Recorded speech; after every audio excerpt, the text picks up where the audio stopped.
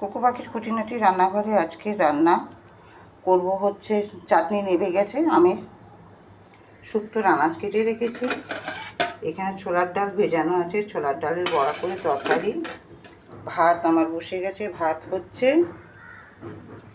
আর তার সাথে পনির পেলে পনির, তা নাহলে ছানা আর পাঁপড় ভাজা, এই থাকছে আজকে রান্না। আগে আমি বড়ার তরকারিটা বসিয়ে দিয়েছি, পনির পাওয়া যায়নি তা আমার জানুকে আনতে দিচ্ছি দুধ, ছানা কাটিয়ে ছানার ডালনা করে দেবো। বড়ার তরকারিটা করে তারপর করবো শুক্তো। আমি বড়া ভাজা হয়ে গেছে, শুধু একটুখানি না, পাঁপড় আর বড়া আমি ভেজে আগে তুলে নিয়েছি।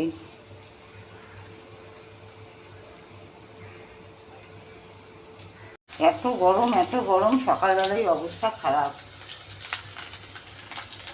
তার মধ্যেখানেও আগুনের সামনে দাঁড়িয়ে রান্নাগুলো তো করতেই হবে।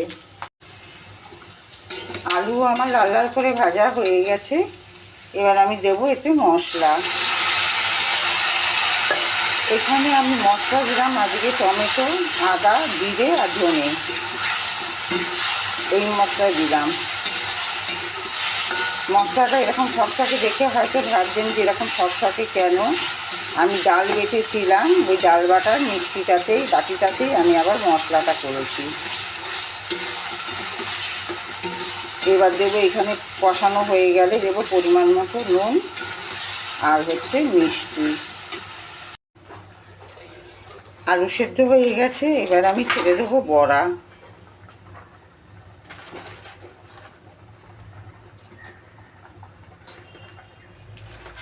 সব বড়া আমি দেবো না, খানিকটা বড়া আমি ভেজে রেখে দেবো।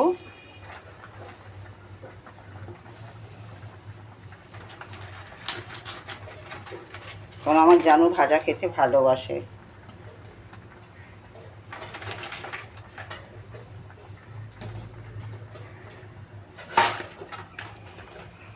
বেশি করা থাক।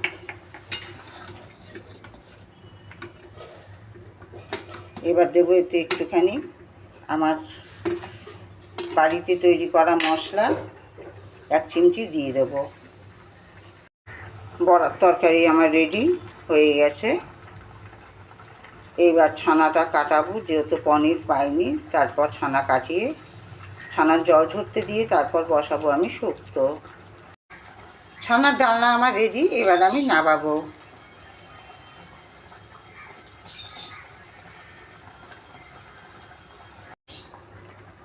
শুক্তোর মশলা আমি দিয়ে দিলাম, তার সাথে দিয়ে দিলাম 1 চামচ ঘি। শুক্তো আমার রেডি, এবার আমি নামাবো।